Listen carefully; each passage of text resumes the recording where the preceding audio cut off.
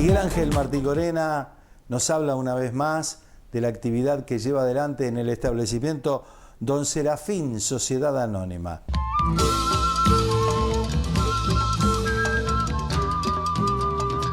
¿Cuándo toma la posta usted? Y bueno, yo también estuve estudiando en Buenos Aires, en la Universidad Católica, y mi hermana estudiaba en la UAD, en esa época, Administración de Empresas, en el año 79, 80, 81. Después, bueno, me toca también el servicio militar, hago un año del servicio militar, después salgo de baja, entro de vuelta por Malvinas, estuve en Buenos Aires nomás, no fui al Teatro de Operaciones, digamos. Y bueno, ahí cuando más o menos en el año 82 empecé ya a trabajar en el campo y hice una especie de pasantía, estuve en el campo de la provincia de Buenos Aires, en el CIAL, en el Centro de Inseminación. Después estuve, en el año siguiente fui a Tierra del Fuego, estuve trabajando 2 meses y pico en Tierra del Fuego, en la estancia de María Betty, conociendo un poco. Y bueno, y a partir de ahí sí ya me quedé acá trabajando, digamos, y bueno, en el campo y participando también en la sociedad rural. En esa época la actividad ovejera era muy importante. Hoy día cada vez va perdiendo más importancia en la zona y a nivel de los establecimientos, ¿no? Pero hay mucha oveja en la zona. Sí, queda todavía bastante, pero ni cerca de lo que era en esa época, ¿no? O sea, hasta los años 80 y pico, digamos, que se mantuvo bastante. De esa época a ahora cayó muchísimo la cantidad de animales aquí en la zona, ¿no? Qué sé yo, por darle un ejemplo, la Sociedad Rural de Curuzú, en la exposición en septiembre solía haber 350, 400 carneros básicamente, y actualmente hay 50, 60, o sea, eso le da un poco la idea de lo que ha decaído por ahí la ovejería en la zona, ¿no? Yo cuando estuve estudiando en la universidad nos daban un stock para la provincia de Buenos Aires, que yo no me acuerdo, era algo así como 6 millones de cabezas en la provincia de Buenos Aires, y después de eso, en el año, no me acuerdo si 81, por ahí hubo una inundación grande, y tuvo una caída de stock la provincia de Buenos Aires, pasó de 4 millones a 2 millones de ovejas, o de 6 millones, perdón, a 2 millones, una cosa así. O sea, en los años 80 cayó mucho en la provincia de Buenos Aires, y después en los años 90 cayó mucho en el resto del país con la caída del valor de la lana, ¿no? Le hizo mucho mal el precio sostén que tenía Australia en esa época, sí, que produjo un stock de lana muy grande, prácticamente, no me acuerdo yo, pero 2 campañas y pico de Australia, y eso al final fue contraproducente porque hizo caer el precio de la lana, que durante toda la década del 90 prácticamente fue un precio, digamos, alrededor de $1 en el caso del Corrigan, ¿no? Y eso más el niño que se produjo a los principios de los 90, hubo como 3 o 4 años niño que hizo caer mucho la producción, hubo mucha lluvia, y eso en nuestra zona afecta mucho la cría de la oveja. O sea, los años muy llovedores para nuestra zona es muy serio el problema por la parasitosis, por todo lo que significa la mucha agua en la producción de oveja, ¿no? Nos vamos ahora a Bonpland, camino a Paso de los Libres. Allí entablamos diálogo con el amigo arquitecto Javier Alonso, que comparte este tiempo con el programa y nos habla de su establecimiento y en su trabajo de todos los días. Allá va nuestro equipo.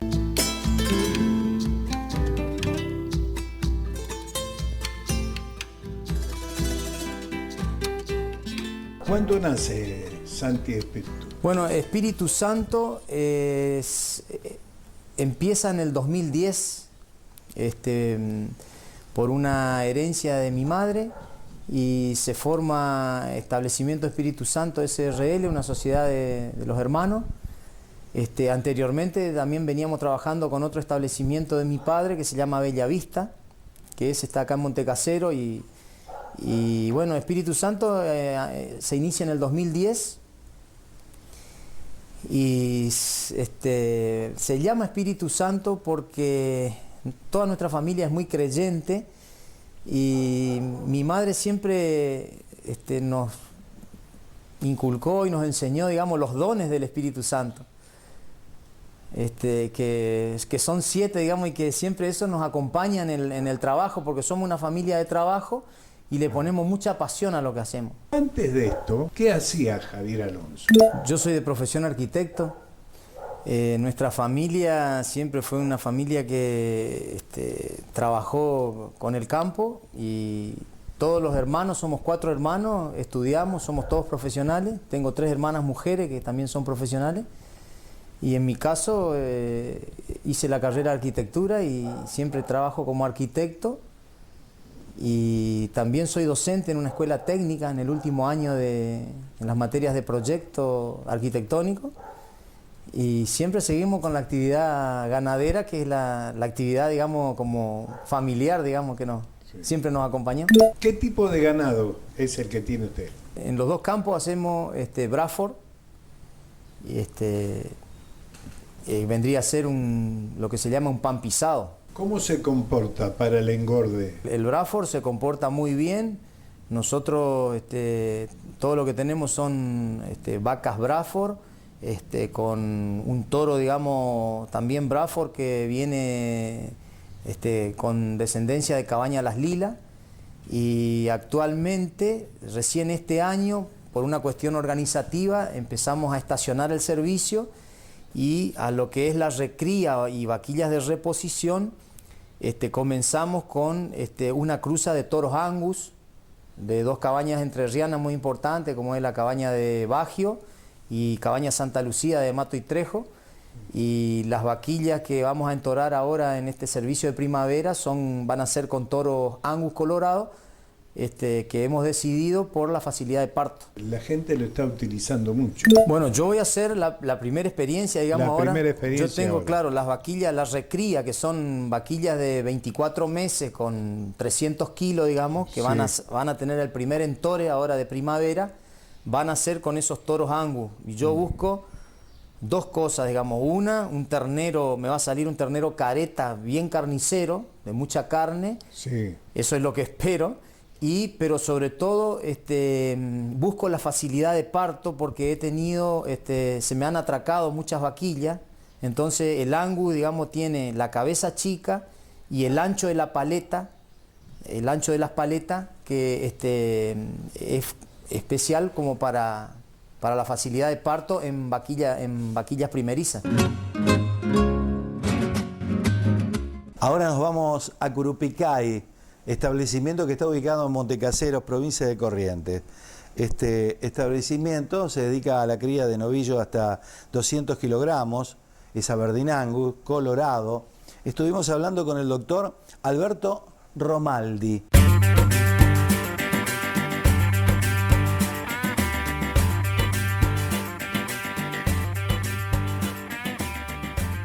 ¿Cuándo nace la ganadería? El origen de por qué nace la ganadería es que yo soy oriundo de un pueblo del sur de la provincia de Córdoba, que se llama Laborde, y nací y me crié en el campo.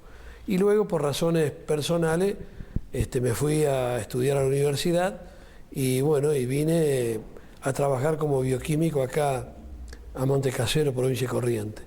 Pero nunca me olvidé del origen y perdí la esencia de lo que es el campo, porque en realidad me gusta el campo. Entonces cuando pude, compré una fracción de campo y me dediqué a la ganadería, porque realmente me gusta, me apasiona el tema ganadero, ¿no? Donde yo nací, en un campo que tenía mi padre, una fracción chica de campo, y mi padre falleció hace 5 o 6 años, y entonces a partir de ahí, con mi sobrino, porque tengo un hermano también fallecido, con mi sobrino, comenzamos a hacerlo producir a eso, ¿no? Entonces yo tengo una fracción chica, pero hacemos soja, hacemos trigo, hacemos maíz, solamente agricultura, no hay otra cosa. Sí, porque son zonas agrícolas. Es una buena zona agrícola. Y que rinde. Que tiene los un buen rindes son rendimiento. buenos. Tiene un buen rendimiento. Estuvo dando entre 40 y 42 quintales la hectárea. El año pasado nos dio 40 y una fracción, y el anteaño 42. Y este año estamos ya por sembrar. No hacen cebada. No, solamente una rotación de ¿cómo se llama? Para el barbecho, para mejorar la tierra, hacemos trigo o maíz. Y para cuidarse de la rama negra. Que ahora está invadiendo eso, ¿no? Está mucho. Nosotros, por cierto, tenemos una fracción chica, pero entonces a veces lo hacemos hacer a mano, ¿me entiendes? Sí, La claro. limpieza, ¿me entiendes? Pero las grandes extensiones se les complica un poco la cosa. Y bueno, y ahora con el tema de los herbicidas, esto como el glifosato, que hay una resistencia al uso, hay que ser bastante moderado en ese tema, ¿no? De todas formas está bastante controlado con los ingenieros agrónomos, porque tiene que ser supervisado por un ingeniero agrónomo, y las recetas de los medicamentos tiene que estar controlado por ellos, ¿no? Bueno, y se quedó con la ganadería acá. Y acá tengo una extensión un poco más grande, y entonces, como me gusta la ganadería, me dediqué a la ganadería. Al comienzo, después que compré el campo, hice una sociedad con una empresa de Buenos Aires, que ellos pusieron las vacas y los toros, los reproductores, y yo el campo y el cuidado, y la producción íbamos a media. Y después yo me fui dejando las terneras que me correspondían a mí de mi parte, fui dejando para recría, y fui armando mi propia tropa, digámosle así, ¿no? Y entonces hoy por hoy estoy solo, por cierto, y con una producción, digamos, satisfactoria. ¿Qué tipo de animal de raza es el que tiene? Pasé por varias razas. Tenía Bradford, tenía Angus negro, Angus colorado y Hereford. Y opté porque es una cuestión de gusto personal, ¿no? Por el Angus colorado.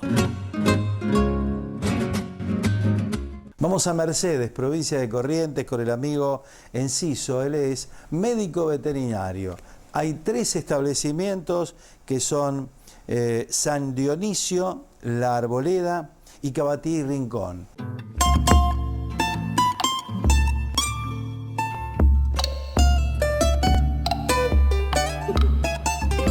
Nadie tiene Angus. ¿No se adapta el Angus en la zona? En realidad es para zonas más frías el Angus, ¿no es cierto? Sí. Se adaptaría muy bien acá el Brangus, es decir, como nosotros hacemos el Bradford, el Brangus. Pero fue una zona, como toda la zona, es decir, fue de Hereford Neto Hereford. Entonces, dar vuelta a eso, a un productor, a un ganadero propiamente dicho, es muy, muy, muy difícil, le quiero decir, ¿no es cierto? Y se ha logrado con el Bradford exactamente iguales, inclusive mejores resultados que la raza Brangus, ¿no es cierto? Siendo la raza Brangus excelente en sí, toda la zona norte, una raza que se adapta y funciona perfectamente bien. Pero dar vuelta toda esa genética en un rodeo, primero que es muy costoso, ¿no es cierto?, y riesgoso. Entonces, creo que esa raza se adaptaría bien. El haber de un Angus en sí, no. Es una raza, ¿no es cierto?, que es más para zonas frías, de Entre Ríos para el sur, ¿no es cierto? Ahí hay un poco más, ¿no es cierto? Pero acá la mayoría, le diría, el grueso hoy es el Bradford. Y lo que pasa es que antiguamente las cabañas que eran, por decirle, de Hereford, eran Hereford, las más grandes, y Aberdeen Angus, las razas madre. Pero aparte a medida que fue creciendo las otras razas, un negocio comercial también, ¿no es cierto? Sí, sí. Hoy la mayoría de las cabañas le venden Brahman, por Hereford, Aberdeen Angus, Brangus y Bradford. Esta es una raza que se adapta en toda la zona. Sí, totalmente. Totalmente. Y se ha logrado un biotipo de animal hoy en la Argentina a la altura de cualquier parte del mundo. ¿Con Sí, qué sí. cantidad de madre estamos hablando? Hablando de mi familia, 1800 vientres. Sí. Y después hacemos todo el ciclo completo, recría y el engorde, es decir, hacemos el novillo terminado para exportación, que es un novillo pesado, ¿no es cierto?, acá en la zona, porque al no tener buena calidad de forraje, el novillo tenemos que venderlo con 42 meses, y 3 años y medio a 4, con un peso promedio que está entre los 570 y 600 kilos. Así. Su opinión sobre el peso de faena. Yo creo que se ha mejorado mucho, en el sentido de que se le ha dado mayor peso a la hacienda. No hay diferencia, para mí no hay diferencia entre una, que se recuerda al ternero bolita, que con 240, 260 se faenaba, con una vaquilla hoy de 320. Yo, si a mí usted me da a elegir, prefiero toda la vida la vaquilla de 320. Toda la vida. La terneza es igual y el sabor ni le cuento, ¿no es cierto? Un poquito más de grasa que tenga, de por sí la calidad de la carne es espectacular. Nos vamos a la cabaña El Tigre, en Mercedes, provincia de Corrientes. Allí nos recibe de muy buena manera el amigo Raúl Roldán.